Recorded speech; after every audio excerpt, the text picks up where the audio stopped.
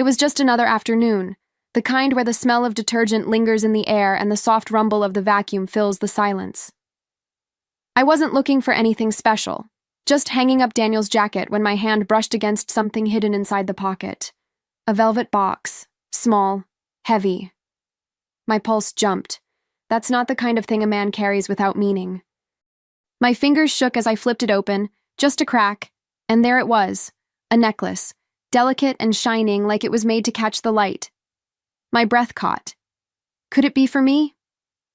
After years of routine and silence, was Daniel planning something thoughtful? For the first time in what felt like forever, hope surged through me, fragile but intoxicating. I stood there staring at it, my heart thundering in a way I hadn't felt since the early days of our marriage.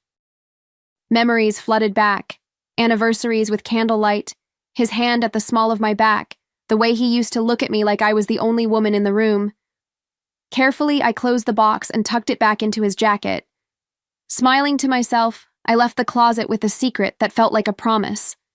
That evening, I couldn't help but watch him more closely, every glance and every sigh. He looked tired, worn out from another long day at work, but there was something in his eyes, or maybe I just wanted there to be. I decided to test the waters, to see if he would give himself away. My smile felt lighter than usual when I leaned in, letting my words carry a hint of playfulness. "You've been working so hard lately, Daniel," I said, careful to keep my tone casual. "Planning any surprises for me?" I watched him closely, waiting for the flicker of recognition, the little grin that would confirm my suspicion. Instead, his eyes widened, startled, almost defensive. He shifted in his chair and shook his head too quickly, his voice low and clipped. "Surprises? No, Julia. You know I don't do that kind of thing." My heart sank, though I forced myself to keep my expression soft, as if I believed him. Inside, a knot began to form, sharp and uncomfortable. Why deny it so strongly? Why look guilty over something that should have made me happy? I sipped my wine, pretending everything was normal, but deep down, a whisper told me this wasn't the end of the story. It was just the beginning. That night, lying beside him, I stared at the ceiling while his steady breathing filled the room. My mind replayed the moment over and over. The necklace, his reaction, the way he couldn't meet my eyes when I teased him. I told myself I was imagining things, that maybe he wanted it to be a real surprise and had panicked when I mentioned it. But deep down, I couldn't shake the unease. I remembered how we used to be, back when surprises weren't rare but expected. A bunch of flowers on a Wednesday, a handwritten note slipped into my bag, the simple joy of knowing I mattered to him. Those gestures had faded like old photographs, their colors washed out with time. And now, faced with that velvet box, I wanted so badly to believe that spark wasn't completely gone. So I smiled at him in the dark, pretending nothing was wrong, clutching the fragile hope that maybe the gift was still meant for me. But a shadow lingered, curling at the edges of my thoughts, whispering doubts I didn't want to face. I decided to wait, to give him time to reveal what I already knew existed. What I didn't realize was that waiting would only uncover truths I wasn't prepared for. Days turned into weeks, and each one carried the same silent question: when will he give it to me? Every time Daniel came home, I studied his hands, searching for the little box I knew he had hidden. My birthday passed, our anniversary passed, and still, nothing. Each evening, I rehearsed the smile I'd wear when he finally surprised me, even as that smile began to feel more like a mask. I tried to keep the hope alive, but it grew heavier with each passing day. At dinner, I'd watch him scrolling through his phone, his face lit by the blue glow of the screen, while the necklace's image shimmered in the back of my mind. Sometimes I thought about slipping it into my own drawer, claiming it before he had the chance. But something stopped me, an instinct, a whisper that told me to wait. One evening, I decided to drop another hint, playful this time, as though I wasn't holding my breath for an answer. I leaned across the table, twirling my fork, and said lightly, "So, no special plans? Not even a small token of love?" My words floated out like bait, but instead of soft laughter or teasing, his eyes narrowed. His voice was cold, cutting through the air like a knife. "Julia, you're imagining things again. Stop making a fuss." His words stung, sharper than I wanted to admit. I forced a laugh, pretending I had been joking, but inside my chest, something cracked. How could I be imagining something I had seen with my own eyes? That velvet box wasn't a dream. I could still feel its weight in my hand, still see the delicate chain catching the light when I opened it. Denial wrapped around me like a suffocating fog. The days that followed felt longer, heavier. I kept glancing at the closet, wondering if the necklace was still there, untouched, waiting. Sometimes I'd even slip my hand into the jacket pocket when he wasn't home, just to feel the box again, to remind myself I wasn't losing my mind. But the relief never lasted. The more I touched it, the more uneasy I became. At night, I replayed our conversations, searching for hidden meanings in his tone, in his sighs, in the way he avoided my eyes. Was I pushing too hard? Was I imagining what I wanted to see? Each thought twisted inside me until I barely recognized my own reflection in the mirror. I wasn't just waiting for a gift anymore. I was waiting for an answer I was afraid to hear. The silence between us grew louder than any argument. He would come home late, tossing his keys on the counter without explanation, and I would smile as if everything were fine. But inside, I was unraveling. Every laugh he didn't share with me, every secretive glance at his phone, felt like another stone added to the weight pressing on my chest. The necklace had turned into a ghost haunting me. I began to wonder if I had become invisible to him. I cooked his favorite meals, wore the perfume he once loved, tried to spark conversations that used to come so easily, but nothing seemed to reach him. His eyes were elsewhere, his touch absent, his warmth long gone. And still, I kept quiet. Because if I spoke, if I asked again, I knew I might finally hear an answer I couldn't bear. So I carried on, holding my hope close like a fragile piece of glass, terrified of dropping it. I convinced myself that patience would be rewarded, that maybe he was just waiting for the right moment. But a darker thought crept in, one I couldn't ignore forever. What if the gift I found wasn't meant for me at all? That question lingered like a shadow, waiting for the day it would step into the light. The night of the charity dinner, I told myself it was just another one of Daniel's work obligations.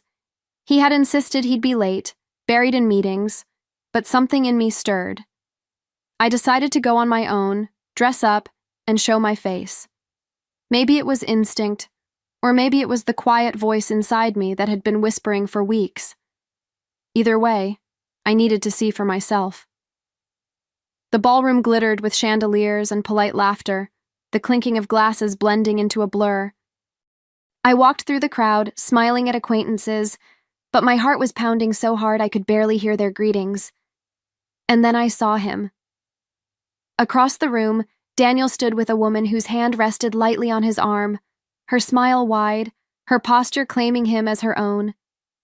My breath caught when the sparkle around her neck drew my eyes. The necklace. The same delicate piece I had once held in my hands, believing it was meant for me. My stomach twisted, a cold wave crashing over me. I froze, staring, my mind screaming, but my body refusing to move. That velvet box had never been mine. It was hers all along. Something inside me snapped, and before I could stop myself, my heels clicked across the polished floor, carrying me straight toward them. Each step felt heavier, like I was walking through quicksand, but I couldn't turn back now. Daniel's smile faltered the second he saw me, his face draining of color.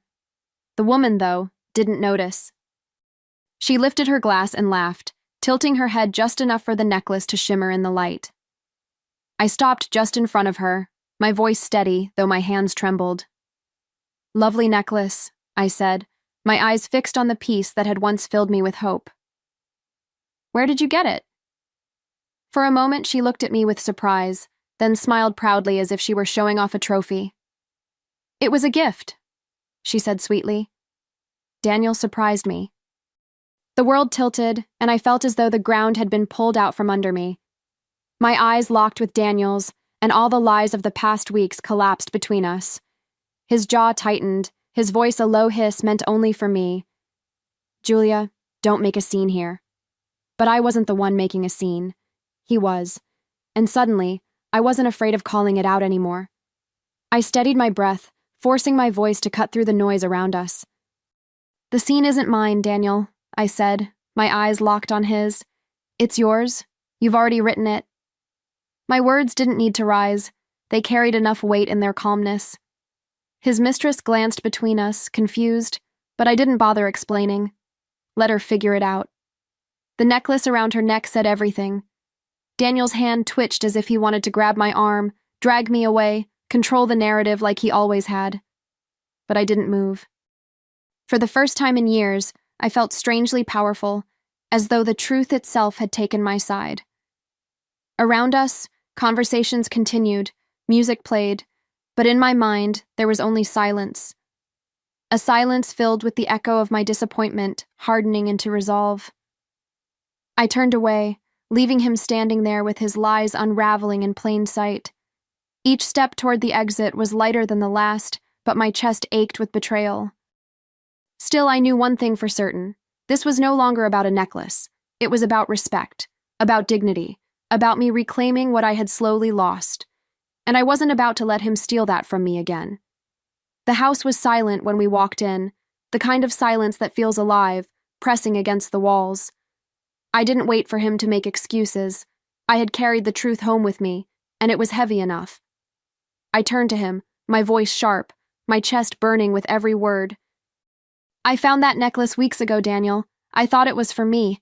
I thought you still cared enough to surprise me. His face twisted, a mix of anger and panic, and then his voice rose like a blade slicing through the air. You were never supposed to find it, he shouted. She deserves it more than you. The words hit harder than any slap, each syllable shattering what little was left of the marriage I had been holding on to. In that moment, my heart didn't break. It hardened. I stared at him, stunned but strangely calm, as if the storm inside me had passed and left behind only clarity. You just proved what I needed to know, I said, my voice steady, almost too steady. You don't deserve me, or anything we've built together. His eyes widened, realizing too late that I wasn't bluffing, and as I walked out the door, I felt his panic rising behind me like a shadow I no longer feared. He followed me down the hallway, his voice breaking with rage and desperation. Julia, don't walk away from this. You're overreacting. His footsteps pounded behind me, but I didn't turn. For years I had let his anger pin me down, make me doubt myself, silence me. Not anymore. The fire in me burned hotter than his shouting ever could. I stopped at the doorway, finally facing him. His eyes were wild, his jaw clenched, but I no longer saw the man I had once loved. I saw a stranger who had stolen years of my trust and wasted them on lies. Overreacting? I said, my voice calm but edged with steel. You gave what belonged to us, to me, to someone else. That's not an overreaction. That's betrayal. For a moment, he faltered, the fight in him flickering under the weight of my words. But then he sneered, as if mocking my pain. You're nothing without me, Julia. You won't survive on your own. I let the words hang in the air, tasting their bitterness, then smiled. Not from joy, but from certainty. Because deep inside, I already knew he was wrong.